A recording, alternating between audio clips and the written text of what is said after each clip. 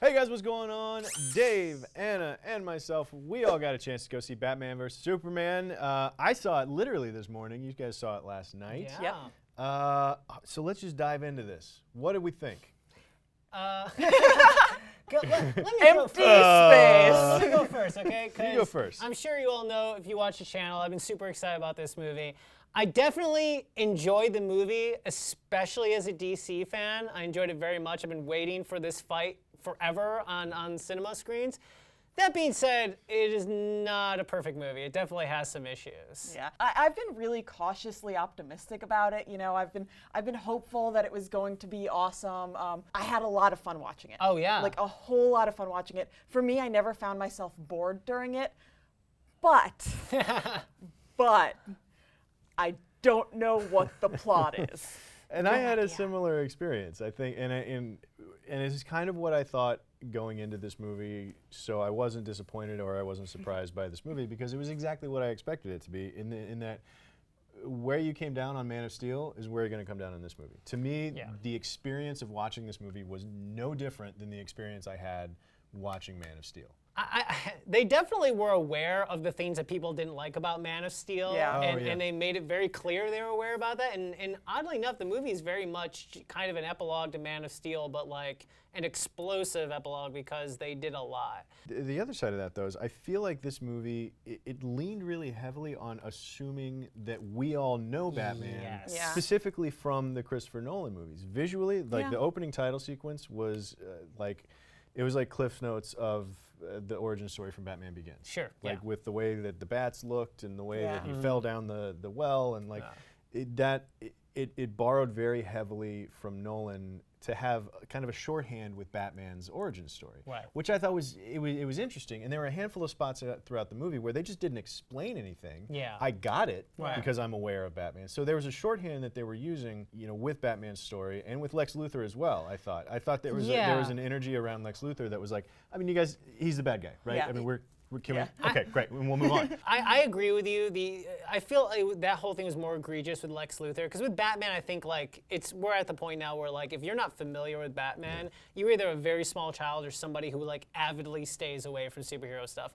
But with Lex Luthor, and especially this different sort of incarnation of Lex Luthor, I felt like maybe more stuff could have been explained that would have made sense. It was a very different Lex Luthor, and to use that shorthand with him, I think, was a big disservice to him. But let's go back for a second. And when you say that the movie has no plot, I don't disagree with you really at all, because like there is a storyline, and there are messages that it's trying to get across, like political and otherwise, but there isn't really a plot. Like there isn't really a well-developed like plot that you're actually following. There is just a through line. And it all stems from Lex Luthor for me. Yeah. Like what largely. Because I bought where Batman was coming from. I bought where Bruce Wayne was coming from. Yeah. Like here's this guy who's blowing everything up and we got to keep him in check. Like I get that.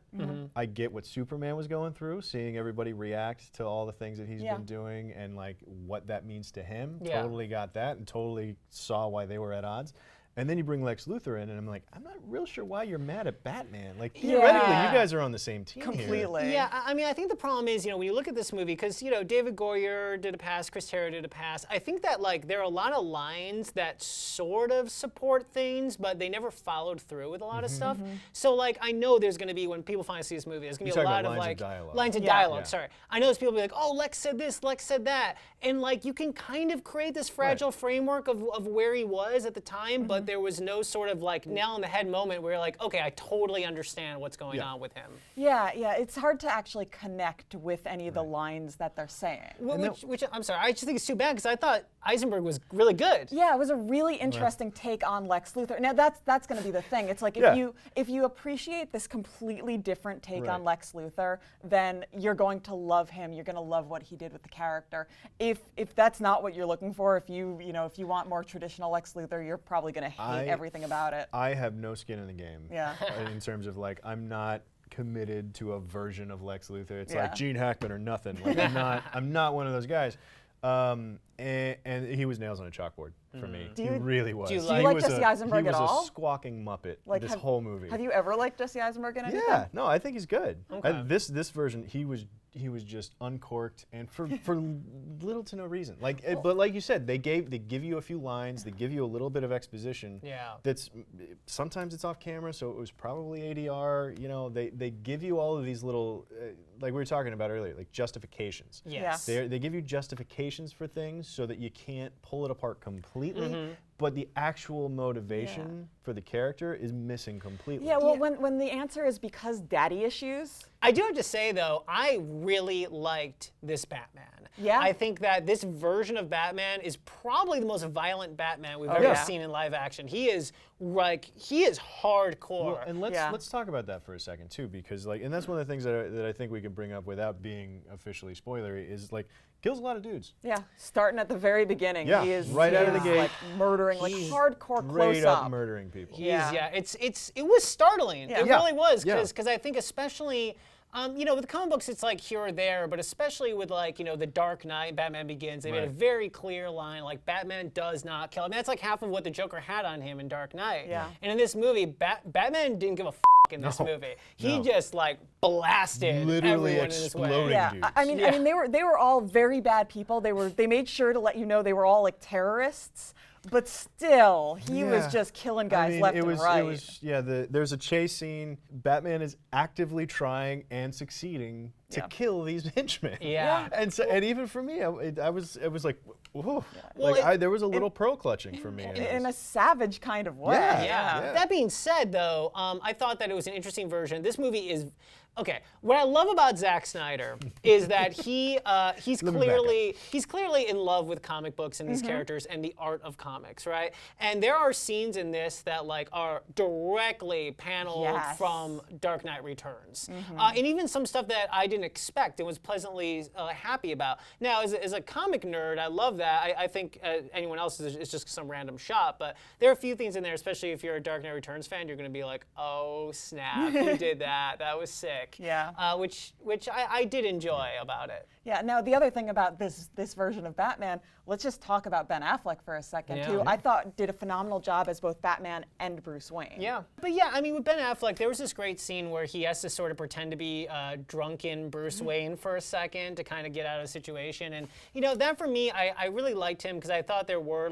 distinctive levels of sort of his performance as Batman, as Bruce Wayne with Alfred, and as Bruce Wayne outside. I wasn't just sitting there going, that's Ben Affleck trying to be Batman.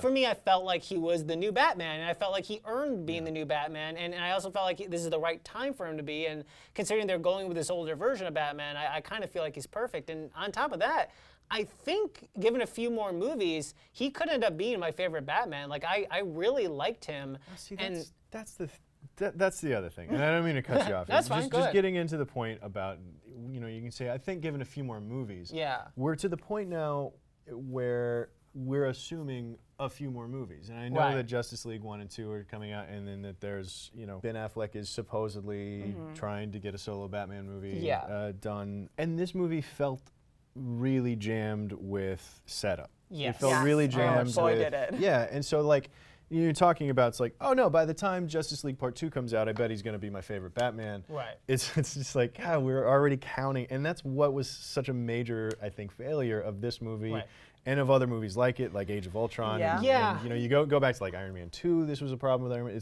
It's more set up, more concerned with where we're going than what we're doing. I 100% agree. To me, it's sort of like, the movie reminded me of, imagine if The Avengers was pretty much the first of these Marvel movies, and we didn't have a Captain America, we didn't have 2 Iron Men, and so when they don't get along in that scene of The Avengers, it'd be like, why don't they get along? This doesn't make any sense. I mean, I think we're gonna have a good idea of how we feel about, a better idea of how we feel about Batman in Suicide Squad. We're gonna get those flashbacks with him doing his Batman thing, and I think that's sort of going to be the moment where you know how you feel about him as Batman. Yeah, just Batman v Superman as a movie. I think, like we talked about, the plot suffers from the use of like a lot of shorthand. Like it Yeah. assumes that we are all just going to go with it. Yeah. Even the way that the film is edited. Yeah. The editing of the movie, Yeah. most of the scenes felt really oddly kind of truncated to where Yeah. it was a 2.5-hour movie, and I feel like the middle hour 40 was a montage.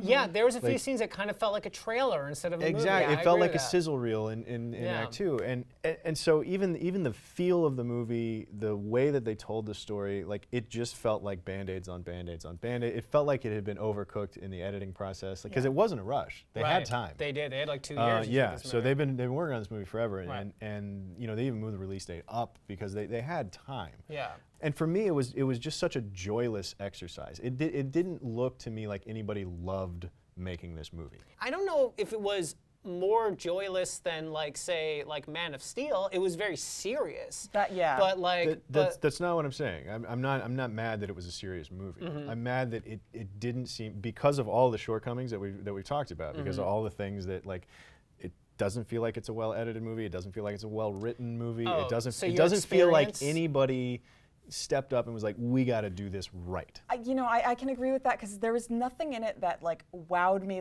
that left me going like, oh wow. But at the same time, there are so many moments in the movie that like Yeah. I think back to and I go, that was so cool, that was so cool. Yeah. But there's such disparate moments that it's Yeah. like Yeah.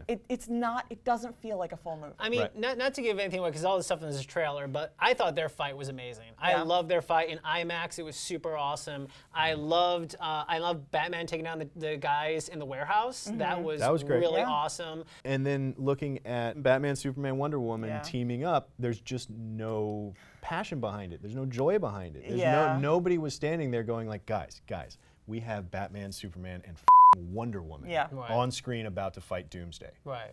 Isn't that amazing? Nobody had that energy making this movie.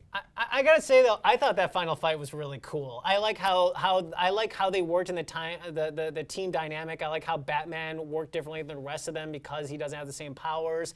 I actually liked Doomsday. He was a little weird looking, I know, but I liked how like unstoppable he seemed. And No, there's so many cool Yeah. things, Yeah. but to me, you know that part in Godzilla where it's like, let them fight. Yeah. That's where the movie led. Yeah. But it wasn't even, I don't even think it did it that well.